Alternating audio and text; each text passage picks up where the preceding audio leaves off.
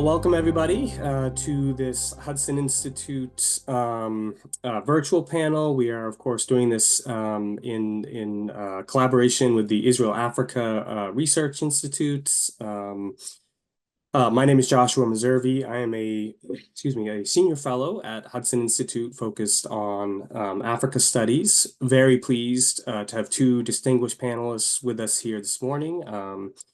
We have Moshe Turdeman, a fellow at the Israel-Africa Relations Institute, and we have Ebenezer Obadare, who is the Douglas Dillon Senior Fellow for Africa Studies at the Council on Foreign Relations. So thank you both, gentlemen, for joining us today. Our topic is a big one, but we're nonetheless, we're going to try to handle it quickly. But we have a lot of ground to cover. As we talk about the actions of outside powers, of global powers in the Horn of Africa and their effects.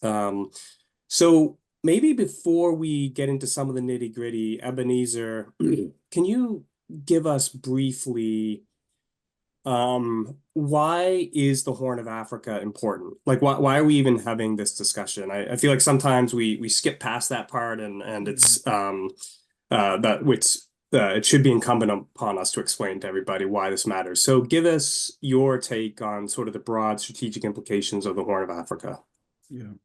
Thank you, my friend. Thanks for having me. I think there are maybe two, maybe three points you want to underscore when you think about the importance of the Horn.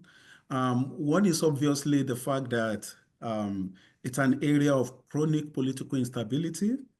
When you think about what's going on in Ethiopia, when you think about the long-standing problem with Somalia, Sudan, South Sudan, I don't know if we'll be able to go into all those in detail, Somaliland, Eritrea, and then Kenya and Uganda, if you will.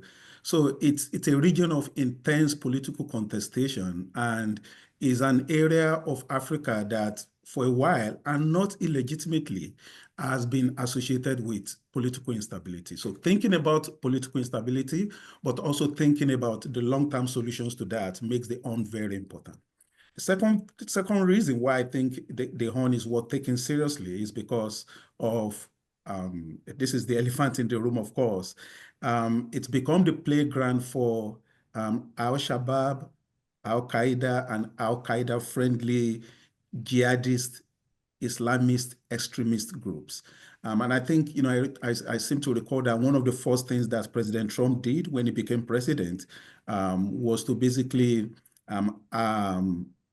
ask that military action be taken against jihadist groups that are currently domiciled in a part of Somalia. So it's an area of Africa that is one, as I said earlier, has become to be associated with chronic political instability, but also in recent times with a very an Islamic excuse me, an Islamist insurgency that appears to be showing no sign of winning. And then the third thing, of course, is when you talk about the Horn of Africa, you're talking about an area that is, in terms of geopolitics, extremely important.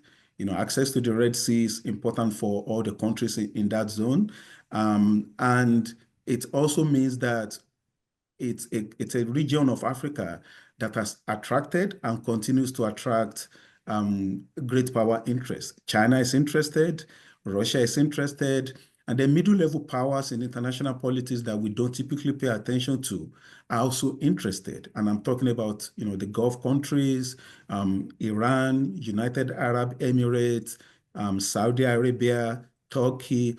All of them have interest, economic interest, and geopolitical interest in the Horn of Africa. So it's for a combination of these 3 or 4 reasons that I think the Horn of Africa is interesting and is worth taking very seriously.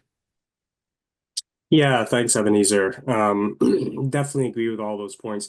It's fascinating. The ISIS affiliate in northern Somalia, the leader of that group is supposedly the global head of ISIS, which is sort of mind-boggling in some ways, but that is how he is sort of framed by ISIS. Um, so Moshe, I want to actually jump in on the Russians. We were talking a little bit beforehand about what Russia is getting up to in that region. Obviously, when we think Russia, we're usually thinking European issues, Ukraine, etc. But there's also been a lot of extensive reporting even on ex activities on the continents, in the Sahel, Central Africa, but it also has interests in the Horn region. Could you lay out those for us quickly? Like, what's Russia up to in the Horn region? Yes, thank you. First thing, may I add something to Ebenezer, what he said concerning the importance of the Horn of Africa. We need to add that it is sitting in a very geostrategic position in the world on the trade routes between the East and the West. Now, Russia also wants to have a base in this region because of this importance. And therefore, now, because of its involvement in Sudan for the government of Sudan against Hemeti, the government of Sudan, after many years that it was shaking on this deal of having a base, a naval base in Port Sudan, now the Sudanese government finally agreed to have it happen. So now, really, Russia is controlling, let's say, an area of stretching from Sudan in the Red Sea to Senegal in the Atlantic Ocean, which means more than 6,000 kilometers. And also it has a new base in Libya, in southeastern Libya, which is bordering both Darfur and Chad, and it now wants to have bases in Chad. So you have now all the Russian infrastructure, which part of it is the Horn of Africa, but it combines with other bases it wants to have in the Sahel, and therefore it creates a whole territory of countries which are influenced by it. Also, Russia has good relations with Eritrea and also with Ethiopia. We cannot forget that because the US really got Ethiopia out of the AGWA agreement, Russia came in and also had Ethiopia join the BRICS last year. So Russia is really involved. In Ethiopia, it builds also a nuclear reactor. And, so Russia is really in the Horn, even if not in Djibouti, it's really in there. Yeah, absolutely. And there was reporting some years ago that Russia was pursuing a base in Djibouti, actually, and the U.S. was able to nip that in the bud, but it shifted its attention and interest to Port Sudan, as you referenced, and then it seems as though it did finally get that agreement. Now it's unclear if they've acted on it yet, and they've clearly been more involved in Libya thus far, as it looks as though they're trying to recoup their losses that they suffered in Syria by shifting some of their efforts into Libya, as you referenced. It'll be very interesting to see what they do with the Port Sudan deal. I think that'll give us a lot of hints about their sort of longer term vision for both their activities in Africa, but also Middle East and on those shipping routes. I was looking at a really interesting map not long ago about submarine cables, right? Like, so these fiber optic cables that carry internet and all sorts of communications that are critical actually to the global communication structure. And the Red Sea probably has the densest concentration of those cables in the world. And I would throw that in there as another reason that this whole area is really strategic. We've seen the disruptions that can happen when those cables get severed, as the Houthis did. They severed several of those cables, and it caused all sorts of problems. Yeah, thank you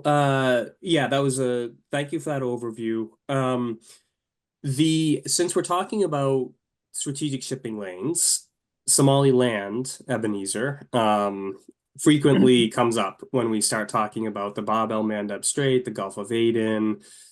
This has obviously been a topic of great interest in the Africa policy sphere in DC, but also not just in DC, beyond as well. But especially since President Trump came into office the second time, there's a lot of speculation that the administration will at least consider recognizing Somaliland. Can you give us a little bit on what is Somaliland? Why does it matter? And what's going on here? Why is there talk about a potential recognition, et cetera? Yeah. So the point about Somaliland is actually, excuse me, quite interesting. And I could be maybe two, maybe, one of 3 or 4 people in the whole of the, Eastern Seaboard who thinks that the United States should recognize Somaliland and should lead other Western countries to do the same. So we all know the story of Somaliland. It used to be part of Somalia, broke away in 1991, has not been recognized by the African Union. I don't think it's been recognized by anybody. But which makes it all the more interesting, because Somalia, which is a failed state, and which has almost, more or less completely collapsed, and is constantly groping to be reconstituted, is the one that is recognized by the African Union and major powers in the international system. So you have this very interesting situation where the country that has been recognized is literally on its knees, it's not doing very well. The central government has collapsed. And then you have the country that has not been recognized, that is actually doing very well. It continues to organize elections. I did a piece about what I called Africa's democratic momentum a few weeks ago, in which I referenced the progress in that Somaliland, despite not being recognized by major actors in the international system, has made. And I referenced the fact that this is one of those situations where the West actually has an opportunity to learn from an African country, insofar as I think the voting age in Somaliland, I think, is 15 or 16. I might be wrong. I think it's 15 or 16, one of the two.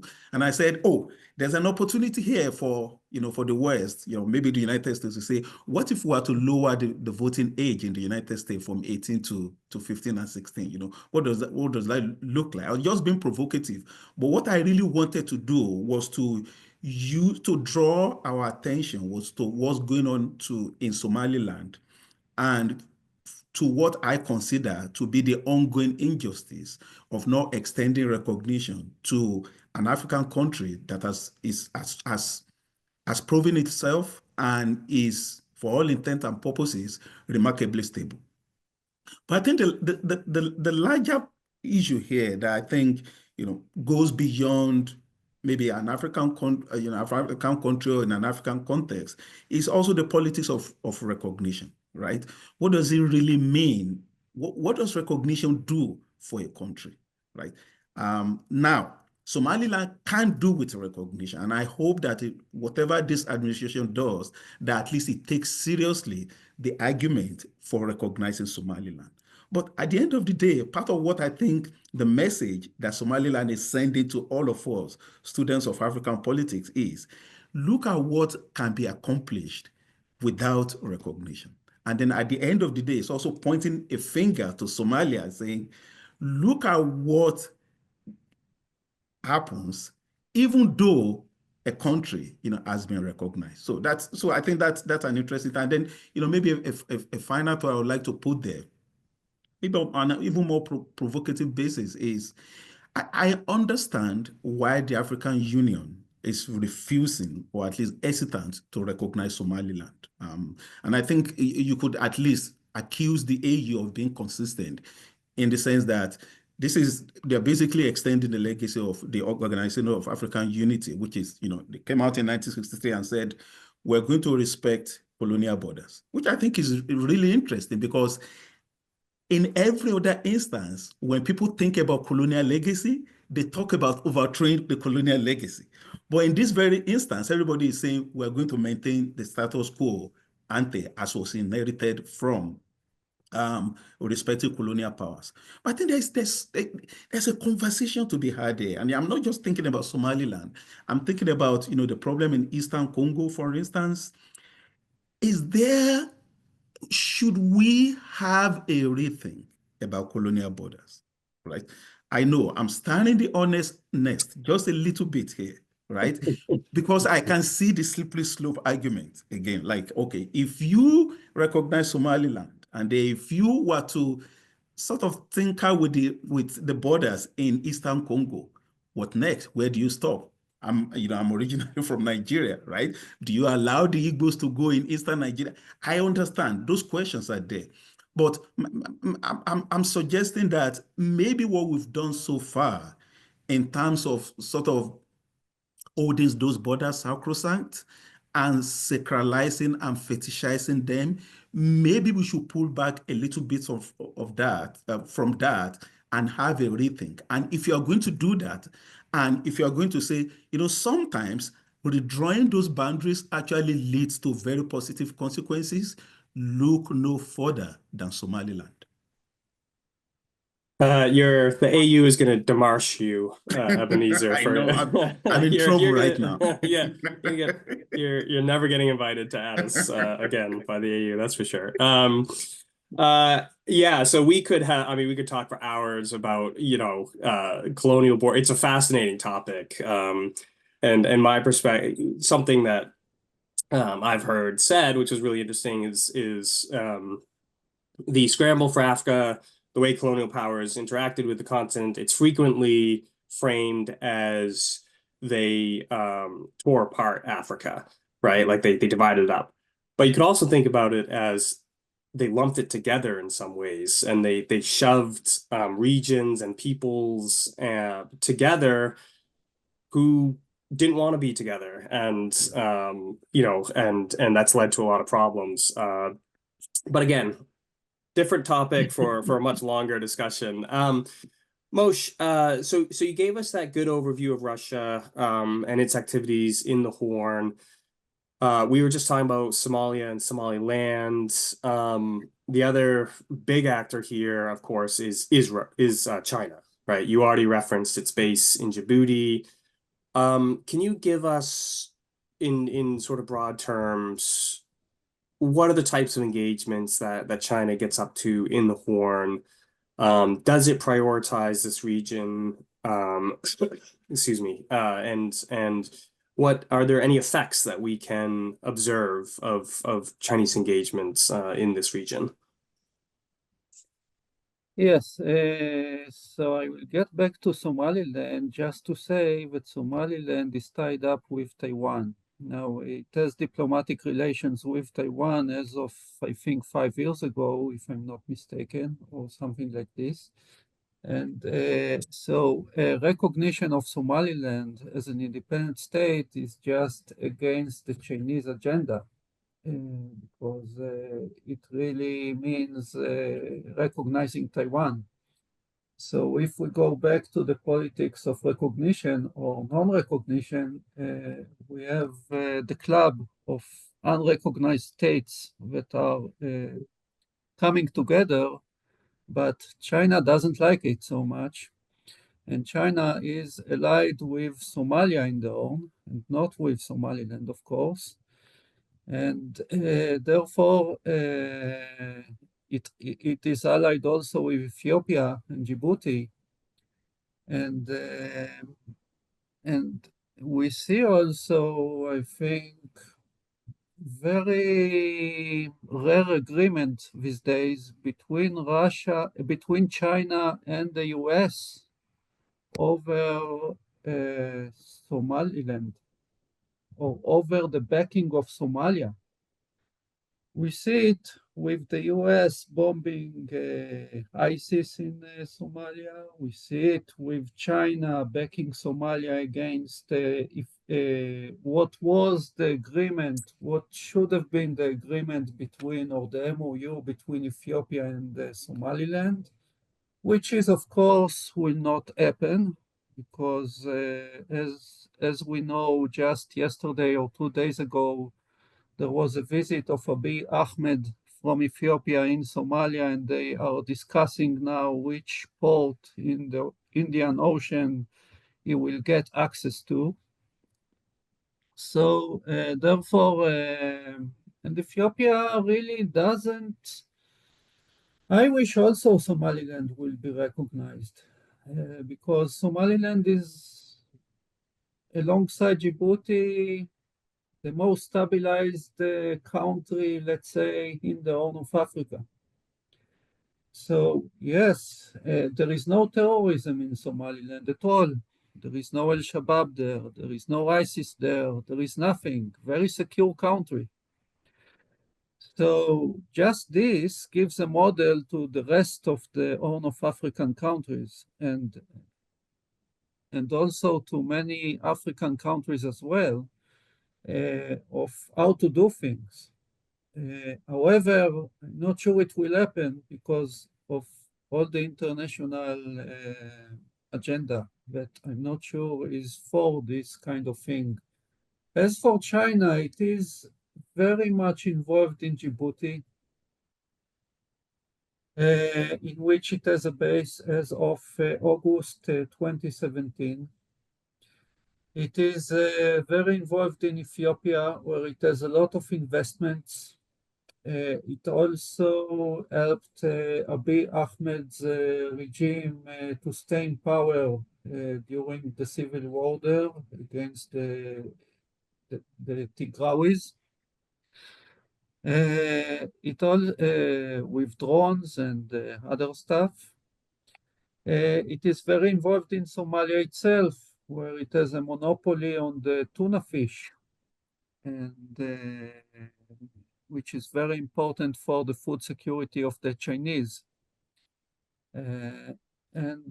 So it's very involved all over the region. It sees it as a very important region because it sits on the trade routes.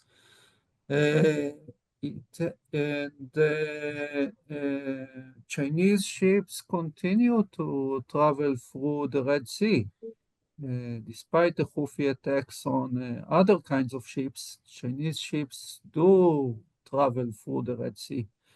So it's really important to them to have some bases in the area, and they do have. Yeah, it's Djibouti is a fascinating case study because it's probably one of the countries most influenced by China, and one of the most African countries, I should say. You referenced the base, which is there's satellite pictures available of it. It's a hardened, it's a real military base. It's not a refueling stop as it was, or an R&R spot for Chinese peacekeepers who are operating on the continent. It's a serious military piece of infrastructure. The other element of it, Djibouti port is so important because it's really the only serious port that serves the entire Horn of Africa region. Now, the exception somewhat recently is Berbera port in Somaliland, where the Emiratis just several years ago finished a very impressive expansion and upgrade of it. But traditionally, Djibouti's been the port for Ethiopia, which is the second largest or second most populous country in Africa, massive markets, very, very reliant on Djibouti. And there's, Chinese companies operate a number of the terminals in Djibouti port. They've built some of those terminals, so strong influence there as well. On the other element that I find really interesting is China participates in the counter-piracy patrols in the Gulf of Aden and have been doing that for quite a few years. When those vessels finish, they often do port calls in various places in Africa. So it's part of this larger effort by the Chinese military, the to develop a blue water navy. So these counter-piracy patrols in the Gulf of Aden are really important to that effort because it's training, it's experience for them. And then again, they can go from there and do port calls, which have both obviously a military purpose and a readiness purpose, but also a diplomatic purpose, strengthening those mill-to-mill ties in African countries. So we actually haven't talked about the United States much yet here, Ebenezer. So I wanna get to the US. You and I were actually just on a panel last week together discussing what might, an American policy under Trump 2.0 look like towards Africa writ large. What do you see? Well, maybe first again, in sort of broad strokes, tell us, what does the US generally do in this region? And then what do you see anything changing potentially? Do you think it'll largely remain the same? What are your thoughts on this? Yeah. I mean, so this is one region of the world where, or a region of Africa where the United States has committed just a tremendous amount of resources over the years. I was looking at the numbers the other day. I mean, you're talking over the last 2 decades between, $1 billion, $2 billion, strengthening democracy, engaging, trying to neutralize, various jihadist groups. So it's the political stability of the Horn of Africa is in the long-term interest of the United States for, all the reasons that we've been talking about, trade, security, geopolitical competition, democratic consolidation, and all of that. And so the way I see things unfolding, so I'm going to put it this way, and I'm obviously I'm speaking against the backdrop of what appears to be a commitment on the part of the United States to retreating from Africa, at least in terms of if you think that giving foreign assistance to many African countries is a sign of commitment, then withdrawing the assistance signifies a retreat. So I said earlier that one of the first things that President Trump did was to order military strike against, I think, Al-Shabaab and similar groups in Somalia. And I've read recent media reports. I think the Washington Post did an excellent report a couple of weeks ago about how Somalia, northern Somalia, is now the headquarters of the global insurgency. It's not just that all those groups are there, they are also fighting among themselves. So there's a lot going on there, all of which is to say, going forward, the United States does not have a choice but to engage militarily with those groups and to give support to different countries in that region. Clearly, Somaliland is free of that for now, fingers crossed. But you're talking, Kenya, I think part of, northern Kenya, DRC, and I think if you go further down, Mozambique. So there is that possibility that things could, easily get out of hand if these violent groups are not engaged. So that's one side of the story. The other side I think we shouldn't lose sight of is to think about the long-term political and sociological drivers of this group. Like, what's really going on here? So there is definitely, undeniably, a part of this that you have to engage with militarily. But if you're thinking long-term, 5 years from now, 10 years from now, 15 years from now, I think American focus should be on how do you strengthen and stabilize the state in those countries? How do you make the political system very transparent? And how do you help countries like Kenya that are already doing very well? How do you make sure that they remain on that path? And then when you think about a country like Ethiopia, for instance, how do you help Ethiopia with its internal challenges, intra-ethnic challenges, inter-ethnic challenges, but all under the sign of um, an attempt to deepen federalism? How do you help Ethiopia stabilize as a way of helping regional stabilization, period? I think for me, those should be the long-term concerns. There's always a danger here of looking at the horn, seeing political instability, seeing the problem with the Islamist insurgency, and thinking the problem is going to be resolved through hard power. Hard power is going to be extremely important. I'm not denying that. You don't engage groups like Al-Qaeda and Al-Shabaab without hard power, right? But insofar as there is always an element, a significant element of their recruits, young men, young women, mostly young men who are motivated by, who are basically are ruthless, looking for opportunity, have very little to do, and feel let down by existing regional states, states in the region.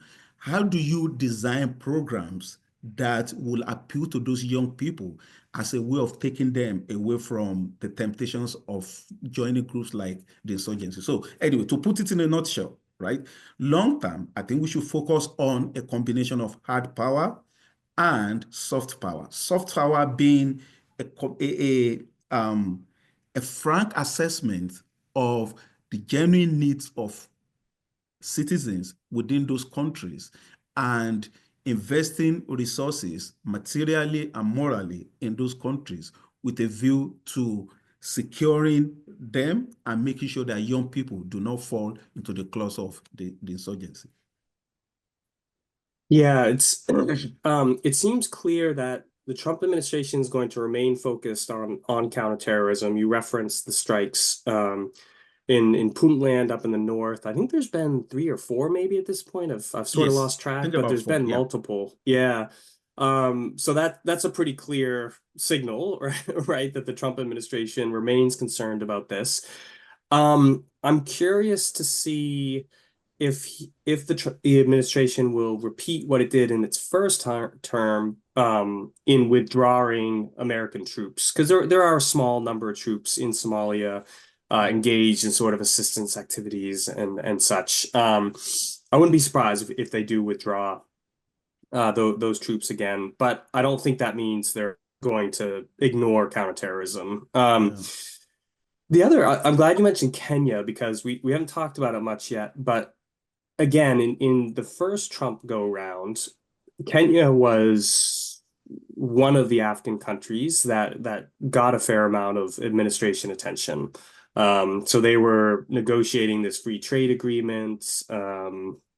That it didn't come to fruition, but they were in that process with Kenya. So I think it's possible Kenya might again be another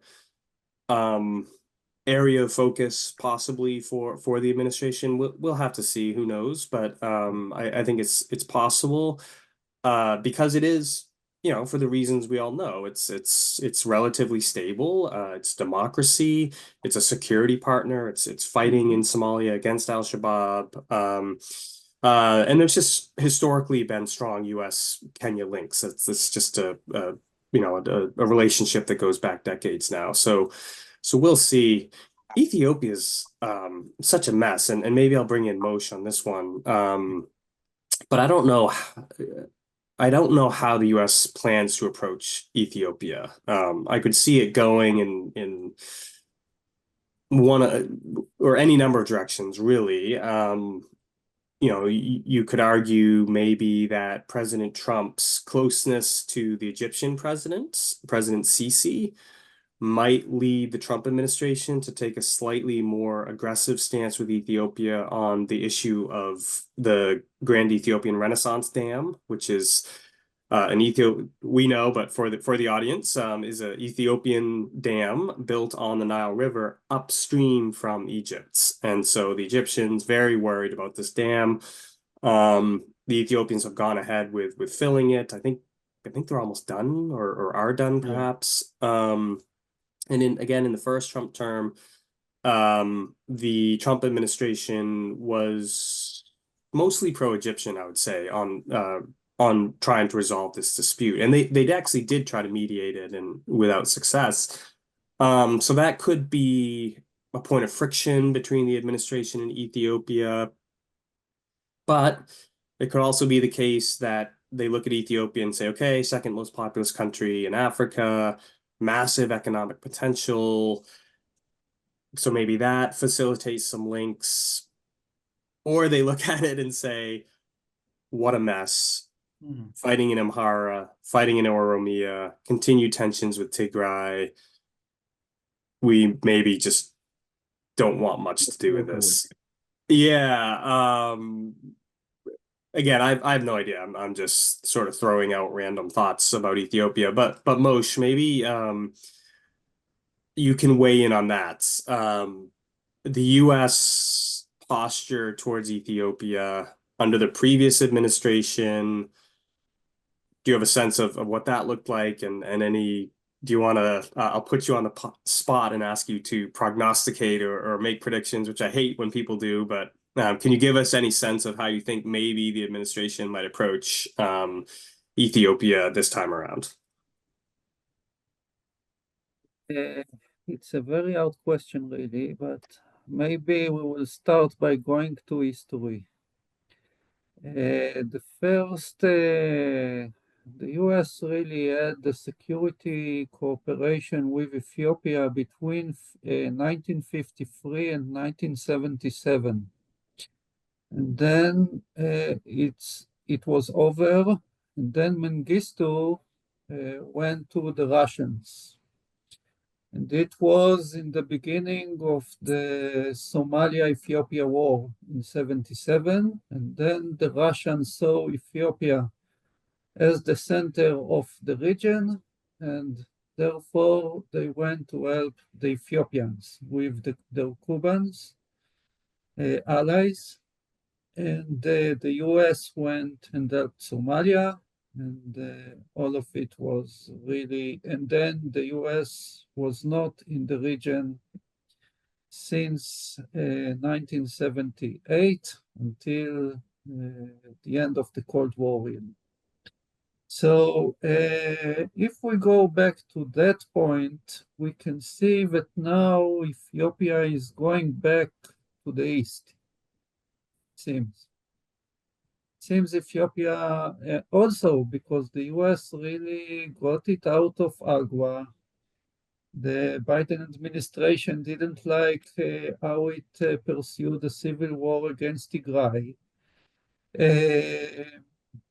And the Chinese, the Iranians, and the Russians really helped them, helped the regime in order to stay intact in all this episode. So they move east. We can see also that they want to join BRICS because, and they joined it last year because they have a very failed economy. They hope, I think, that through being in BRICS, they can revive the economy with Eastern support, whether it is Chinese or Russians or other support. But this way they can maybe revive their economy, because from the US they don't get any recognition right now or any aid. Also, the USAID was frozen, so assistance, so it really hurt the posture of the US in many countries, because also in Africa, we turn now for assistance to the EU, for example, or for other sources of funding. So Ethiopia is now, we see a lot of Iranian activity in Ethiopia. We see a lot of Russian activity in Ethiopia. We see a lot of Chinese activity in Ethiopia. So it seems like Ethiopia is going east. Now, Trump, I'm not sure that, I don't know what about Assisi, the relationship between Assisi and Trump, because Trump wants Assisi to get some Gazan refugees and he refuses.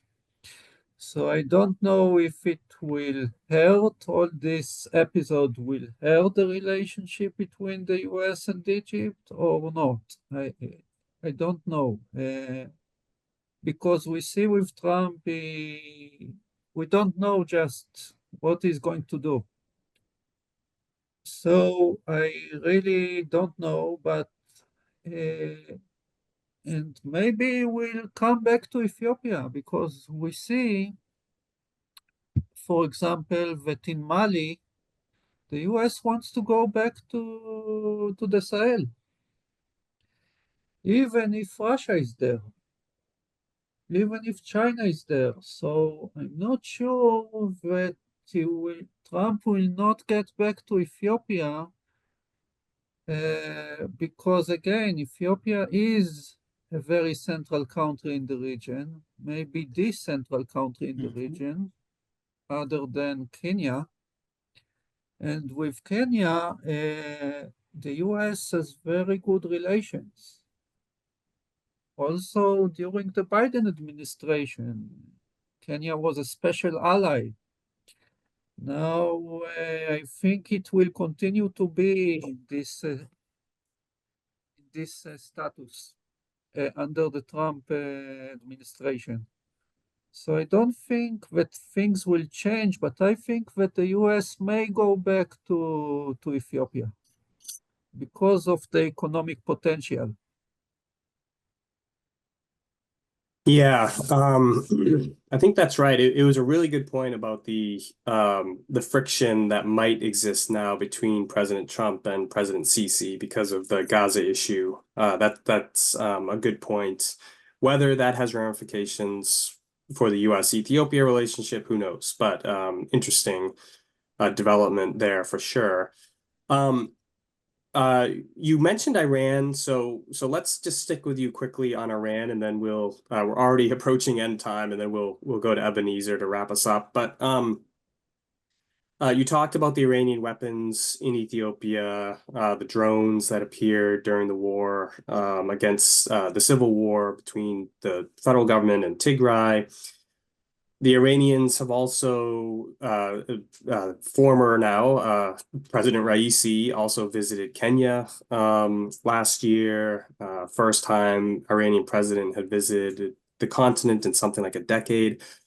What are the Iranians up to in the region as far as its broader strategic goals? And what would you say are its prospects for achieving those? So the Iranians, as we see, are having a stronghold in Sudan, where they, alongside the Russians, are helping the Sudanese government against the RSF. We see the Iranians also in Eritrea. Eritrea is a very good ally of Iran. We see Iranians in Ethiopia. Both in Sudan and Ethiopia, they acted a few years ago against UAE embassies, and we see also Iran with Al-Shabaab or Somalia when they send their ammunition to the Houthis for Somalia. So basically, we see Iran everywhere in the region, and they just want to use it in order, first of all, again, a trade route, a very important trade route for everyone, including to the Iranians. Secondly, Iran really teams up with, let's say, a Shabab or maybe even Somali pirates who are acting from Puntland in order to assist the Houthis in their attacks against Israel, American targets, British targets, whoever fights against them in the southern Red Sea. And they have also an aim of really having more, let's say, trying to find new avenues for their economy, which is very strangled by the US sanctions. So all this really makes these countries very attractive. In Sudan, there are a lot of gold mines. Again, the alliance with the Houthis also makes Eritrea a very important ally. Ethiopia, by the way, Russia is helping Ethiopia build their navy or train their naval officers. As from 2019, Iranians are also supplying arms and drones to Ethiopia. And to Kenya, it's all about economy. And getting more of Shiites in the region, because especially with the Aga Khan Shiites in Kenya and other Shiites who are in Kenya, they really can bridge the gap with maybe other Africans. The last, I think, reason why the Horn of Africa is important because this is the gate to the rest of Africa for them on the east side. And therefore, having a foothold in Ethiopia, in Somalia, in Kenya means that they go then to South Sudan, to Uganda, to Tanzania, to the DRC, to other places. And I think that's the most important thing for them. Yeah.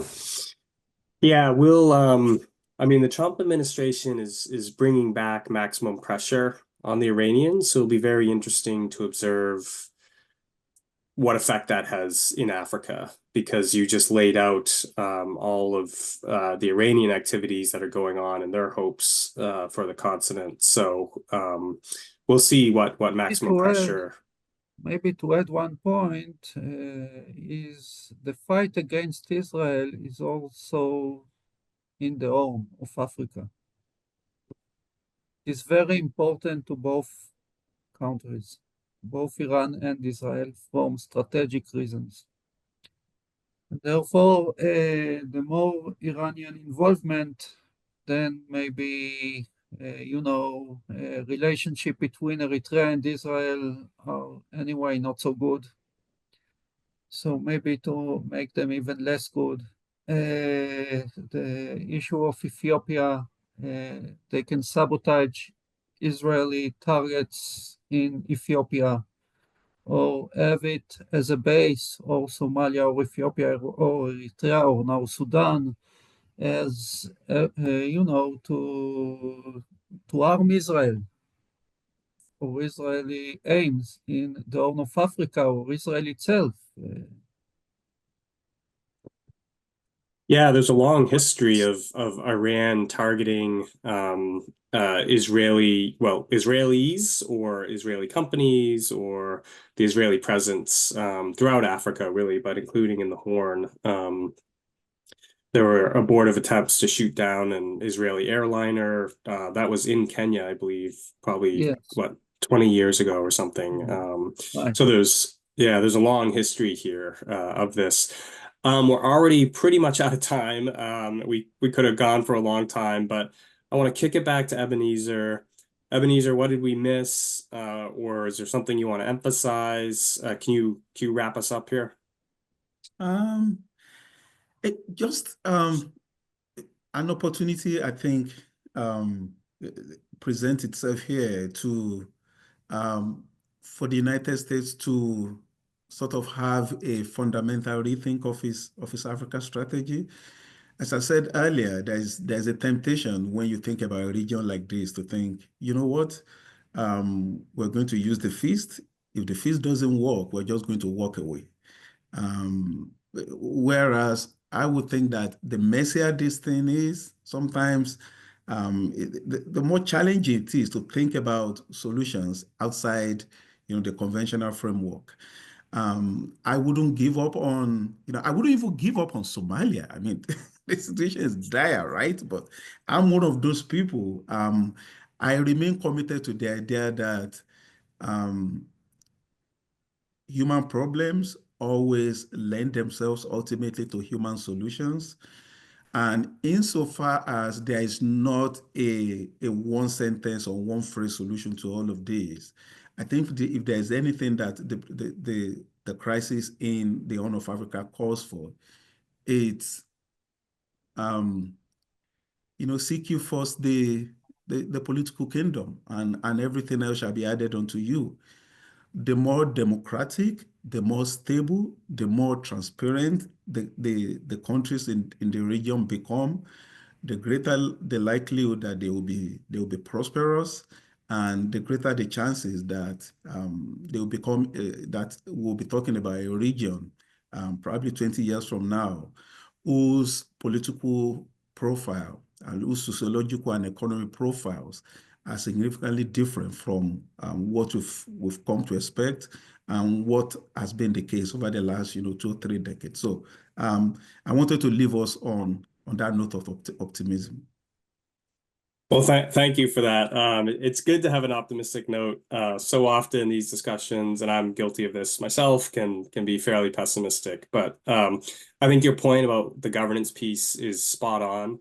So many of these problems, in my estimation, can be traced back to poor governance, and I totally that agree. is, yeah, and if whatever the U.S. can do to improve that, we should try. And but ultimately, Africans themselves have to solve this problem, and they can. They absolutely have the capacity and the guts and the stick-to-itiveness that will be required to make it happen. So that was a quick tour to horizons there of the Horn, but I thought it was super interesting. I feel like we hit a lot of the really relevant issues here as far as outside global actors and their activities in the Horn are concerned.